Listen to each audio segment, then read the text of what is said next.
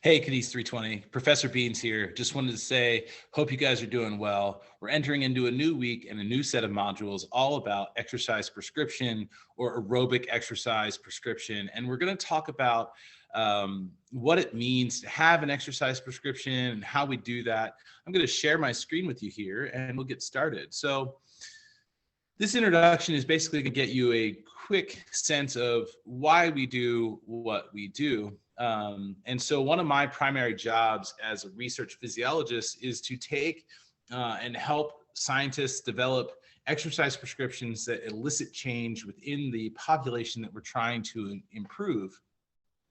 But also in the personal training world or in the fitness world, you'll see exercise prescriptions. So we're going to take a look at the introduction right now. This will be our week 10. We're going to talk about a bunch of stuff, but let's take a look at this picture. So when you go to the doctor, whether it's for an acute an infection or you are on you have a chronic disease in which you take a medication for, when you go to the pharmacy or you're handed the drug at your doctor's office, you'll know that there's a label on it. And that label denotes many instructions about what you're supposed to do with that particular pill or with that particular injection or with that particular set of drops or whatever it is that happens to be. And so if we look at this label, I liked this picture. So you'll note that, let me pull out my pointer here. You'll note that, you'll have like a pharmacy name and a doctor's name and a drugstore phone number, et cetera, and the prescription fill date. So there's not going to be a one-for-one exchange for a label on a prescription as it would be for an exercise prescription. But what I should say is that any exercise prescription should have a professional's name associated with it. It doesn't mean that you can't write your own exercise prescription, but when we're talking about writing exercise prescriptions for changes in chronic disease management or even dealing with acute injury, there should be someone who knows what they're talking about applying this particular prescription to a person. And then a prescription fill date. One way that we can know that we're making progress is to know when we started something, to know how long we're going to be on it. And so an exercise prescription should say, do it for this, it starts on this date. Another thing is that an exercise prescription, like a regular prescription, is going to be prescribed for one person. Not every exercise prescription, just like every drug, is not given out in the same way. And so we can't just pass along exercise prescriptions and assume the same thing will happen or that it will meet the same goals as the previous person. In the same way that one person might take 1,000 milligrams BID of metformin when someone else only needs 500, or 50 units of insulin or 10 units of insulin. It really depends on what the goals are, how much control of or diabetes they need, et cetera. And the same is true for whatever the goal is for the exercise prescription. So is the goal to lose weight? Then we know we have to do certain things. Is the goal to get strong? Then we know we need to do certain things. Is the goal to have a better physique? Then we know we have to do certain things. And so there's this constant sort of need to address who this is for and what the goal is. And so you can't just hand one exercise prescription for someone to see if it will work. Now, that's not entirely true in my research field. What we tend to do is that we tend to apply a singular exercise prescription. However, we want to see how well an exercise prescription works in a population, not necessarily in an individual. That being said, if we say to someone, hey, you're going to exercise at 60 to 70% of your heart rate reserve, well, that percentage is based off of max and resting heart rate. And so everyone's resting and max heart rate are going to vary from person to person based off of age, based off of fitness, based off of familiarity with exercise, et cetera. And so even with that, there is not just a one size fits all, where we don't say everyone's going to exercise at 130 beats per minute, because for some people that might be 70%, and for others that might only be 40%. And so these are the kind of things that we need to keep in mind. The other thing that you'll find on a prescription label is that you'll have instructions. And so any exercise prescription that only tells you a list of exercises to do and gives no instruction is not helpful. So if it says you should go running, but it doesn't say how often, or it doesn't say for how long, or it doesn't say what kind of running we're doing, then it's not a helpful drug, or it's prescription in this case. So in this case, if you didn't have these instructions, so it says take 1 capsule by mouth 3 times a daily for 10 days. So there's 30 pills in there, right? So if we're taking 3 pills, now we know that we should try to space it out through the day. There's some, I mean, I guess you could take, it does say 3 times a daily. So it doesn't say exactly when you should take them, but it does say that sometime during the day, you should take it once, twice, 3 times, and that you're going to do it for 10 days. So from 6/23 until sometime in early July. So all of that to be said, it gives very specific instructions, because otherwise it might be, well, there's 30 capsules in here, I'm going to take all 30 right now. But we know that if you took amoxicillin and you just jammed it in there, you could be at risk for other things, but also it may not fully deal with the infection as necessary. The other things that it's going to say is quantity. Okay. It's also going to say if there's refills. So in this particular case, if we're talking about an exercise prescription, no refills might be, oh, we need a new exercise prescription based off of your goals or needs. It might also say you're going to do this for 12 weeks, or you're going to do this for 8 weeks, or you're going to do this for a quarter. So I said 3 months, so 6 months, whatever it happens to be. And so while there is not this 1-for-1 exchange between a prescription that your doctor would give you and an exercise prescription that I might give to a client, there is some relationship between the two, and that's why we call it an exercise prescription. So there's a few terms that we probably need to keep in mind, and they are aerobically based and they are anaerobically based, okay? And the reason I'm mentioning this, because you can do aerobic type exercise and cardiovascular type exercise. I mean, I should be more clear. You can do cardiovascular exercise that is aerobic in nature and anaerobic. So what do we need to keep in mind? Well, aerobic training is cardiorespiratory endurance training. So endurance suggests that there's a time factor associated with it or a distance factor associated with it. So we know typically with aerobic training, ding, ding, ding, not typically, always, aerobic training is going to take us into oxidative energy making, which means we are going to need a substrate of fat or carbohydrate and oxygen. So that tells us the energy systems that are being utilized. What are the benefits? The benefits are that we are going to enhance our use of oxygen. And by that, what we're going to do is that we're going to improve cardiorespiratory fitness, which means we are also going to improve VO2. Some examples could be running, cycling, that kind of thing. So it could also be swimming. That's what I was trying to cut. So it could be running, cycling, swimming. It could be any number of things that you do that require longer bouts of energy. So greater than 3 minutes. Okay. Because we know that anaerobic energy is somewhere between 15 seconds and 3 minutes. So you're talking about something greater than 3 minutes that you get your heart rate up for, because we know that heart rate and VO2 are linearly related, right? So often we would train with the heart rate goal, not a VO2 goal, unless you're carrying around a COSMED K5, which can measure the amount of air you take in and carbon dioxide you put out. Just a couple of important things here is that you have submaximal aerobic training, which is any aerobic effort below max effort. So think of that as being 60 to 70% of VO2 or heart rate reserve. And then you have endurance training, which is any aerobic effort intended to improve the VO2 capacity. Both, they are, so not all submaximal exercise is endurance training, but all endurance training is submaximal. So the idea here is there is a threshold for endurance training. So we want to get into that 60 to 70 to 80% of heart rate reserve in order to get into endurance training, which is going to improve VO2 capacity. Instead of being at like 30, 40, or 50%, we want to sort of bump it up a little bit to get into that endurance training and improve our VO2 capacity. But anything that's below 100% of our heart rate reserve is going to be submaximal. The other thing we want to keep in mind here is anaerobic training. So short-term, high-intensity exercise.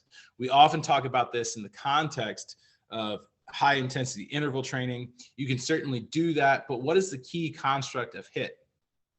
Key construct of HIIT is that you are exercising at 90+% of heart rate reserve for a very short period of time with recovery. And so it's going to be anywhere from 15 seconds to 3 minutes. And then you're going to back off What are the benefits of this? Well, you're going to improve your anaerobic energy systems, which means you're going to be able to do short-term work more efficiently. And some examples would be sprinting, okay? And that could be a bike sprint. That could be a treadmill sprint. That could be a track sprint.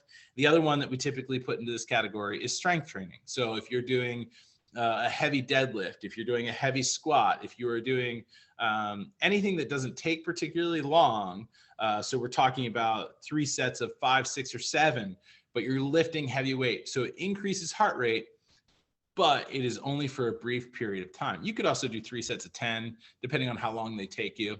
It shouldn't take you more than 3 minutes. But again, what are we aiming here for? These are our anaerobic. So this is going to be your glycolytic. It's going to be where you get your anaerobic energy from. ATP PCR, sorry, I kept thinking Krebs cycle, which I knew wasn't true because that's oxidative. So you're going to be using ATP PCR and glycolytic energy systems to make your energy. And we know that they're finite, right? We know that they only last a little bit, and like, for instance, with ATP PCR, the only time that you restore the phosphocreatinine is in recovery. Okay. You don't do it while you're actively exercising. So that's why you have this intense exercise recovery pattern that happens in high intensity interval training. So we have looked at a number of exercise guidelines, physical activity guidelines. This happens to be the American Heart Association. They're all very similar. American Heart is, to me, the most clearly laid out for people. So you'll note that you have moderate intensity exercise for at least 30 minutes a day, 5 days a week, for a total of 150 minutes, okay? If you do more vigorous exercise, you can do it for 25 minutes, 3 days a week, for 75 minutes a week. So half the total time, because it's 2 less days and 5 less minutes per session, but how vigorously you're doing the exercise changes. And then if you're, this portion right here is really about strength training. So we're really going to talk about this top half right now. But notice in each of these, there's a time, okay? There's a number of days, and there's a number of total minutes per week. So we're going to talk about how the American Heart Association or the World Health Organization or the American College of Sports Medicine makes these recommendations and what they're based off of. Keep this in mind because we're going to talk more about this as we move forward in our modules. So you guys may know who these 2 athletes are.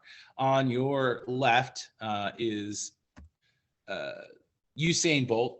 Usain Bolt is a now retired Jamaican sprinter. He is the fastest man in the world.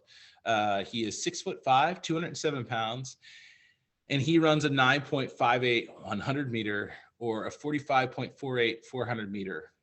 So if we're thinking about this, a 100 is one long length of a track, and he can do that in less than 10 seconds. And a 400 meter is a full lap around, and he can do that in 45 seconds. On your right is Eliud Kipchoge. Kipchoge is the marathon record holder. He ran 26.2 miles in 1:59:40, which is the sub 2 hours. So he was running about a 4.5 minute mile for 26 miles. He's 5'6" and 115 pounds.